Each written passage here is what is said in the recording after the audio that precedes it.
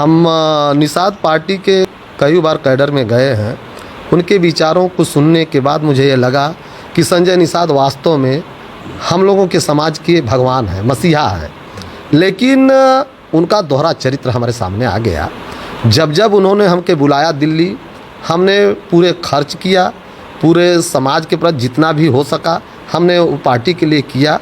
और उन्होंने हमको लखनऊ बुलाए, और जो पार्टी का सिस्टम होता है, जब आप ही बता दीजिए, जब उनके खाते में सीट ही नहीं है तो हम लोग से आवेदन के नाम से क्यों 5 लाख रुपया मांगा गया। सबसे पहले तो उनको ये कन्फर्म करना चाहिए ना कि बीजेपी से निषाद पार्टी में गठबंधन है, तो पहले सीट तो होना चाहिए, इसके बाद आवेदन का पैसा लेना चाहिए ना। आवेदन के नाम से उन्होंने पैसा लिया। इसके बाद हमसे कहे कि आप प्रयास करते रहिए, मेहनत करते रहिए, आप जितना ही मेहनत करेंगे आपको टिकट मिलेगा। हमने, आपको पता है हमने क्षेत्र में कितनी मेहनत की। आपको ये भी पता है कि सर्वे रिपोर्ट भी हमारे पक्ष में गई थी, LIO रिपोर्ट भी हमारे पक्ष में गई थी, जितने भी सर्वे थी सब हमारे पक्ष में ही गई थी। लेकिन ऐसी कौन सी परिस्थिति आई कि मेरे टिकट को काट दिया गया। विश्व सूत्रों से भी पता चला है कि हम लोगों का सौदा किया गया है, टिकट नहीं काटा गया। हम लोगों को हाईलाइट, हम अपने ही समाज को हाईलाइट किया जाता है, और जैसे ही हाईलाइट समाज हो जाता है वो कुछ करने की योग्य होने लगता है तो इन्होंने बेचने का काम करते हैं। सर, आपने कब निषाद पार्टी ज्वाइन किया बसपा छोड़ के, और कितना कितना पैसा खर्च किया, कहाँ कहाँ बुलाया गया इसके लिए? हमको सबसे पहले दिल्ली बुलाया गया। प्रदेश सचिव बाबूलाल ने हमारे आवास पर आए और उन्होंने कहा कि डॉक्टर संजय निषाद ने आपसे मिलना चाहते हैं, क्या आप मिलेंगे? हम कहा क्यों नहीं, हमारे मुखिया हैं, हम मिलेंगे उनसे। उन्होंने हमको दिल्ली आमंत्रित किया। 2 तारीख को हम लोग दिल्ली, 2 को दिल्ली गए थे, 2 जून को। रात को हमको 12:30 बजे मुलाकात 3 तारीख को होती है। वहाँ पर हमारी उनकी वार्ता हुई। उन्होंने कहा कि 5-7 दिन के बाद आप लखनऊ में आइए। लखनऊ में जाते हैं और वहाँ लखनऊ में जाने के बाद अपने PRO से, अमेरिकन विंग से ये कहते हैं कि आप इनसे नामांकन करा लीजिए। मैंने नामांकन का जब फार्म दिए तो हमने पूछा कि कितना पैसा इसमें जमा करना होगा, तो उन्होंने कहा 5 लाख। हमने वहाँ 5 लाख रुपया जमा किया। कैसे दिया पैसा? कैश दिया, चेक? कैश दिया। हमने 5 लाख रुपया उनके पत्नी डॉक्टर संजय निषाद की पत्नी को हमने कैश 5 लाख रुपया दिया। हाँ, आवेदन किया। इसके बाद हमको फिर बुलाया गया दिल्ली। जब प्रचार करने आया, इधर तो जितने भी प्रयास होते रहे, समाज में हम लोग घूमते रहे, प्रचार करते रहे, जितने भी पदाधिकारी यहाँ आते थे, आपका टिकट फाइनल है, हमको विदाई दीजिए। हम विदाई के नाम से भी हमसे शोषण हमारा किया गया। कितना लेते थे पैसे आपसे विदाई के नाम पे? विदाई के नाम से कोई 50,000, कोई 20,000, मतलब 20,000 के नीचे कोई नहीं लेगा। ऐसा कोई पदाधिकारी नहीं है जो 20,000, 50,000, 60,000, यहाँ तक कि विदाई के नाम से एक बार में नहीं, एक ही लोग कई बार आते थे। हर बार विदाई के नाम से जैसे जिले के बाहर जाते थे सबको पैसा दिया था। यहाँ तक कि प्रदेश अध्यक्ष भी थे, व्यास मुनि थे, रविंद्र मणि थे। ये लोगों को एक बार में 50-50 हज़ार हुआ। उनके लड़के थे अमित, सब लोगों को जितना मुझे हो सका हमने उनको किया। कार्यक्रमों को भी करते थे? कार्यक्रमों को हमने करते थे, जो भी खर्च लगता था मुझसे कार्यक्रम का भी पैसा लिया जाता था। इतने के बावजूद हमको दुख नहीं था कि हमारी पार्टी है, हमें उनको भगवान की तरह मानते थे।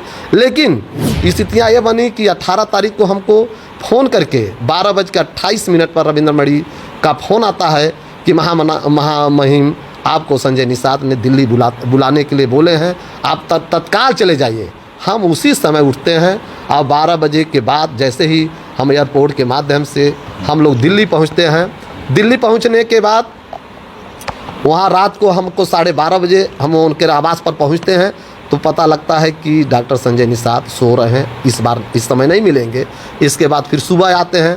सुबह जाने के बाद हम अंदर, हमको जिस कमरे में सोए थे उस कमरे में बुलाते हैं और कहते हैं कि घबराओ मत, टिकट तुम ही को फाइनल हो रहा है, टिकट तुम ही को मिलेगा। हम कहा ठीक है बाबूजी, आप आशीर्वाद दीजिए। तो हमने उनसे कहें कि हम कहा बाबूजी कुछ सेवा करने के लिए हम आए हैं, कहें ठीक है। तो हम 10 लाख रुपया वहाँ फिर हमने दिया। अब तक कितना खर्च कर चुकी है और कितना डिमांड था?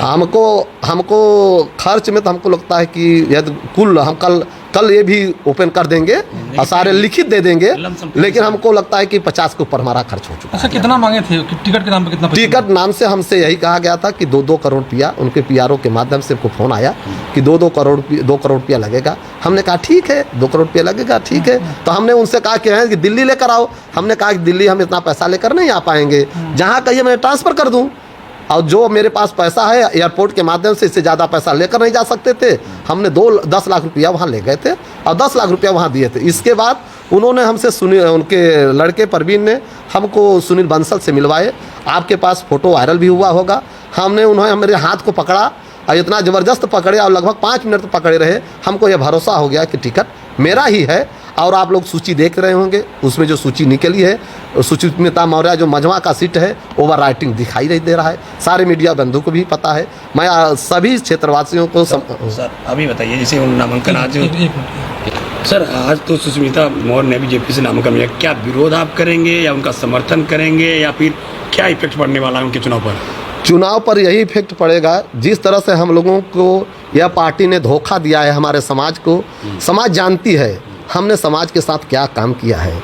समाज ये अच्छी तरह से जानती है। हम एक छोटा से गांव के प्रधान हैं, हमारी पत्नी है। आप पता कर लीजिए, इस ग्राम सभा में हर लड़कियों के शादी में 21,000 रुपया मैं देता हूं। मंच के माध्यम से हमने कई बार इस क्षेत्र में कहा था कि यदि मैं विधायक मेरी पत्नी बनती है, उसी दिन मैं अनाउंसमेंट कर देता कि मजमा विधानसभा के हर लड़की की शादी में 21,000 रुपया दूंगा।